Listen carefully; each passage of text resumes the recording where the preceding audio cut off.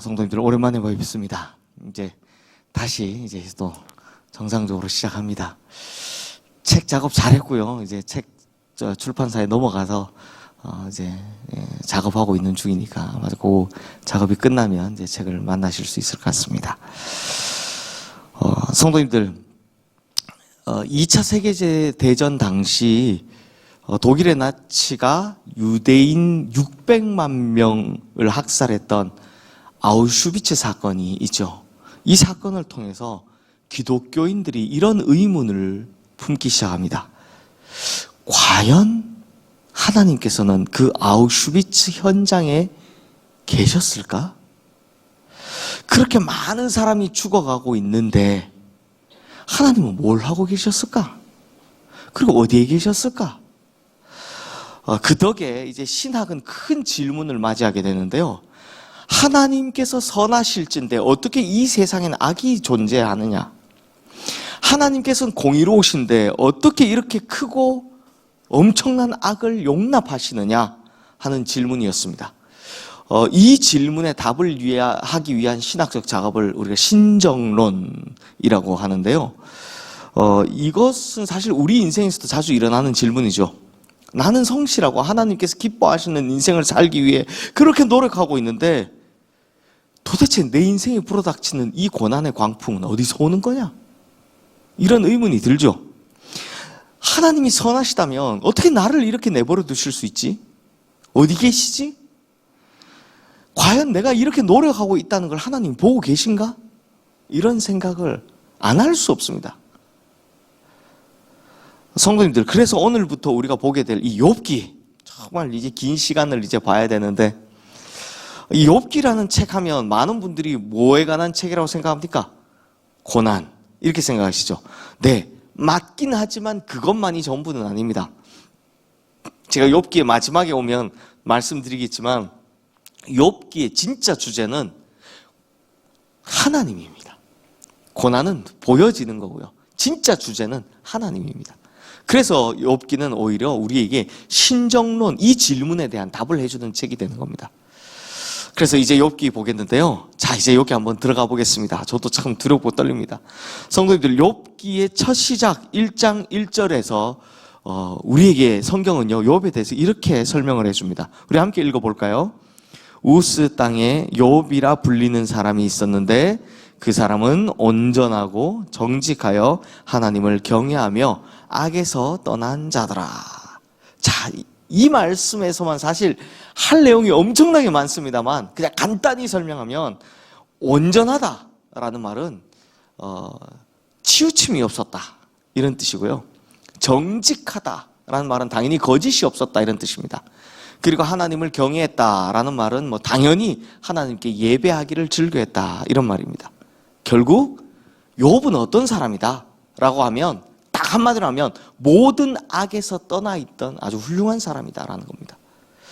그래서 하나님께서 욥에게 많은 축복을 주셨습니다. 요렇게 말하고 있는 것처럼 보이죠? 요렇게 알고 있습니다.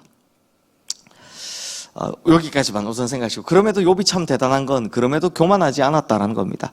5절 말씀에도 나오지만 참 오히려 하나님 앞에 자기를 더 돌아봤고 그리고 자기 자녀들의 신앙교육에도 정말 힘을 썼습니다. 정말이지 철저한 신앙인이었다라는 겁니다. 그런데 이런 욥을 두고 천상에서 하나님과 사탄이 욥에 대해 대화를 하기 시작하는 겁니다. 먼저 하나님이 사탄에게 이렇게 이야기합니다. 너 내 종 욥을 보았느냐? 그가 얼마나 훌륭한지, 그가 어떻게 악에서 떠나 사는지, 그가 어떤 믿음을 가지고 살고 있는지 네가 봤느냐? 그때 사탄이 하나님께 이렇게 대답하죠. 에이, 하나님, 욥이 하나님을 경외하는 이유가 뭐 때문이라고 합니까? 진짜 하나님을 사랑해서인 줄 압니까? 아닙니다. 하나님께서 주신 그 많은 축복들 때문에, 그 많은 소유물 때문에 그가 하나님을 경외하는 척하는 겁니다. 자, 사탄의 도발에 하나님께서 이 욥의 몸에 손을 대는 것 외엔 다 허락하시는 거죠. 그리고 제일 처음으로 사탄이 와서 그의 소유물과 자녀를 치는 겁니다. 이 이야기가 욥기 1장의 스토리인데요. 성도님들, 욥기 1장이 우리에게 보여주는 가장 첫 번째 특이한 점, 교훈은 우리가 전통적으로 가지고 있는 인과율을 하나님이 깨고자 하신다는 겁니다. 이거 중요합니다. 욥기를 읽으실 때 이게 무조건 중요합니다. 우리가 전통적으로 가지고 있는 생각, 인과율, 이걸 하나님이 깨고자 하신다는 겁니다. 인과율이 뭡니까? 원인이 있기 때문에 결과가 있다라고 하는 거죠. 자, 그러다 보니까 이 인과율이 사람 머릿속에 딱 박혀 있습니다. 그래서 우리는요, 대부분 복을 뭐하고 연결합니까? 선한 행동과 연결합니다. 복을 뭐하고 연결합니까? 믿음과 연결합니다. 내가 하나님 앞에서 이렇게 착하고 정말 성실하게 행하면 하나님 뭘 주실 거라 생각한다고요? 복을 주실 거라 생각한다는 겁니다. 반대로, 그럼 반대로 생각해 봅시다. 우리 인생에 문제가 생기면 왜 그렇다고 생각합니까? 내가 뭔가 하나님 앞에 잘못해서 그렇다고 생각하는 겁니다. 맞죠? 이게 대부분 다 인간이 하는 생각입니다. 즉, 인간은 내가 이렇게 하기 때문에 하나님도 이렇게 하실 거고, 내가 이렇게 하지 않았기 때문에 하나님도 이렇게 하지 않으실 거다라는 강력한 인과율에 사로잡혀 있습니다. 우리 욥기 하면서 계속 보게 되겠지만 다른 종교는 다 인과율의 종교입니다. 다 이 생각을 하는 겁니다. 그런데요, 9절 말씀 한번 보십시오. 사탄이 여호와께 대답하여 이르되, 욥이 어떻게 한다고요? 까닭 없이 하나님을 경외하리이까. 다 하나님이 축복하니까 욥도 하나님을 사랑합니다 라고 사탄도 뭘 이야기하고 있습니까? 인과율에 대해서 이야기하고 있는 겁니다. 우리 사람이 뭐라고 생각한다고요? 내가 이렇게 잘하면 하나님 복을 주실 거야. 내가 뭘 못했기 때문에 하나님 벌을 주실 거야 라고 인과율로 생각했는데, 정작 사탄도 뭐라고 물어봅니까? 하나님 복 주셨으니까 욥이 좋아하죠. 이렇게 이야기하는 겁니다. 그러므로 성도님들, 우리가 욥기를 보기 전에 무조건 알고 있어야 되는 것, 무조건 깨달아야 하는 것, 앞으로 계속 볼 것, 욥이 온전했고 하나님을 경외했고 정직했고 악에서 떠났기 때문에 복을 받았다가 아니라는 겁니다. 이렇게 생각하는 것이 인과율이고, 이것이 욥기 1장에 보면 하나님의 생각입니까? 사탄의 논리입니까? 사탄의 논리입니다. 마찬가지로 욥이 지금 이걸 거꾸로 생각하면 욥이 지금 잘못했기 때문에 벌 받습니까? 아니죠. 만약 인과율에 의해서 복을 받았다면 지금 당하는 고난은 당연히 뭘 잘못해서 벌을 받는 겁니다. 그렇잖아요. 근데 끊임없이 이 인과율의 논리를 강조하는 것이 이제 뒤에 나오게 될, 욥기 뒤에 나오게 될 세 명의 친구가 계속 하는 말이 이 이야기입니다. 네가 벌 받는 이유를 찾아봐라. 이유가 있다. 이렇게 이야기하는 겁니다. 그러므로 성도님들, 신정론의 문제에 답을 찾으려면 가장 먼저 벗어나야 되는 게 바로 이 인과율입니다. 또 진정한 신앙인은요, 자신을 바라볼 때도 그렇고 타인을 바라볼 때도 그렇고 절대 인과율의 잣대로 보지 않습니다. 그러니 누가 아프면 저 사람 죄가 많아 저래, 이런 생각. 누가 망하면 저 벌 받아서 저래, 이런 생각. 이런 엉뚱하고 잘못된 생각은 이제 완전히 버리셔야 한다는 겁니다. 내가 아파도 막 이런 생각하는 겁니다. 아프면 뭐 어떻게 합니까? 좀 아프면 감기 걸리면 내가 죄를 지어서 이런가 보다, 이런 생각 이제 버리셔야 하는 겁니다. 다른 사람이 잘못되면 저 사람 뭐 잘못해서 저래, 이런 생각 버리셔야 한다는 겁니다. 이게 아니면 우리는 늘 이 사탄의 논리에 당할 수밖에 없는 겁니다. 사탄에게 당할 수밖에 없는 겁니다. 아시겠죠? 그리고 또 한 가지 더 욥기 1장에 알려주는 게 있습니다. 우리 12절 말씀 함께 읽겠습니다. 여호와께서 사탄에게 이르시되, 내가 그의 소유물을 다 내 손에 맡기노라. 다만 그의 몸에는 내 손을 대지 말지니라. 사탄이 곧 여호와 앞에서 물러가니라. 자, 하나님과 사탄의 첫 번째 회의, 대화의 이 맨 마지막 장면이 이건데요. 요걸 성서학자들이 이 사탄과 하나님의 대화를 천상의 회의, 천상의 대화 이렇게 부릅니다. 여기서 알 수 있는 게 뭡니까? 뭘 알 수 있습니까? 사탄도 누구 통제 아래 있다? 하나님 통제 아래 있다. 이거 신정론에서 엄청 중요한 지금 이 장면을 보여줍니다. 사탄도 하나님 통제 아래 있다. 이게 왜냐하면 신정론 처음에 하면 악이 하나님 밖에 있을까 안에 있을까 가지고 굉장히 많이 고민을 하거든요. 사탄도 하나님 통제 아래 있다는 겁니다. 사탄은 우리 인생을 시험에 들게 할 수도 있고요. 우리 소유물을 빼앗아갈 수도 있고요. 또 내 인생의 가장 소중한 것들을 앗아갈 수도 있지만 결국 누구의 허락을 받아야 된다? 하나님 허락을 받아야 된다라는 겁니다. 즉 만물의 주관자, 내 인생의 주관자는 누구시다? 하나님이시다라는 겁니다. 그러다 보니 내일 2장에서도 보게 되겠지만 하나님이 허락하시는 범위를 절대 못 넘어갑니다. 1장에 보면 그 육체의 소유물 외에는 그 몸에 손대지 말라라고 하면 절대 어디에 손을 못 댑니까? 그 몸에 손 못 댑니다. 그 다음에 2장에 가면 그 생명에는 손대지 말라고 하니까 절대 그 생명에는 손 못 댑니다.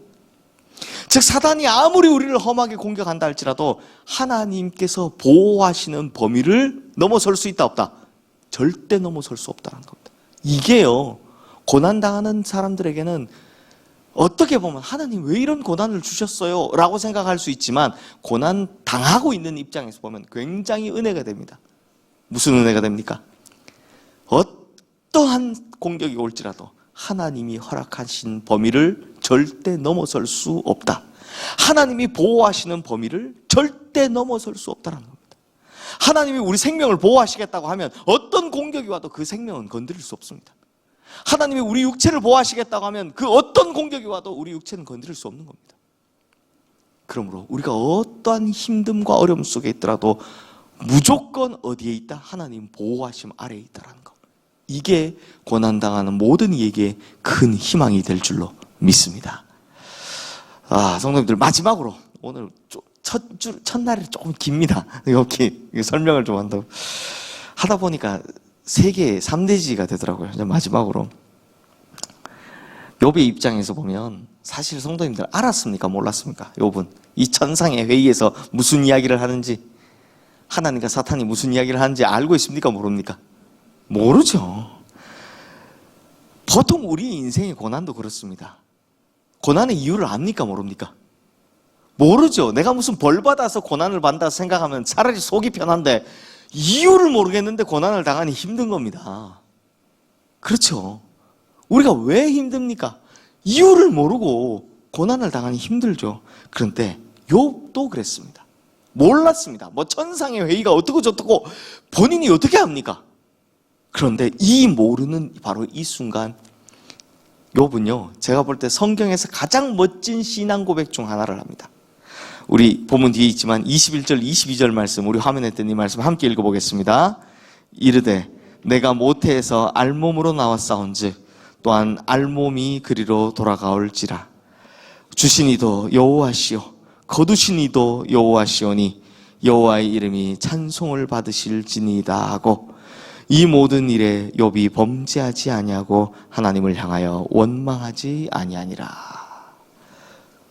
아멘이 나옵니다. 주시니도 여호와시오 거두시니도 여호와시오니 여호와의 이름이 찬송받으실지니이다. 결국 욥은 오히려 이 심각한 고난 중에 욥기 전체에서가 아니라 성경 전체에서도 가장 뛰어나다 할 수 있는 너무나 훌륭한 신앙 고백을 합니다. 언제요? 아무것도 모를 때. 언제요? 하나도 이해가 되지 않을 때. 성도들, 이게 믿음이라는 겁니다. 이 믿음이 신종론의 답을 찾기 위한 첫걸음입니다. 바로 하나님을 향한 신뢰를 멈추지 않는 것. 그 어떤 순간에도 하나님을 향한 신뢰를 멈추지 않는 것. 이해가 되지 않는 이 순간에도 하나님을 향한 믿음을 멈추지 않는 것. 이거죠.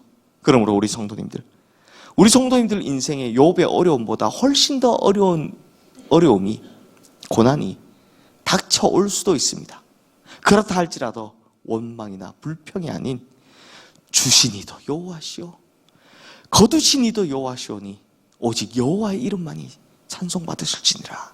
이 고백으로 하나님께 더 인정받고 사랑받으시는 우리 모든 성도님들 되시기를 주님의 이름으로 축원합니다. 이 시간 오늘 주신 말씀 기억하며 우리 함께 기도하겠습니다.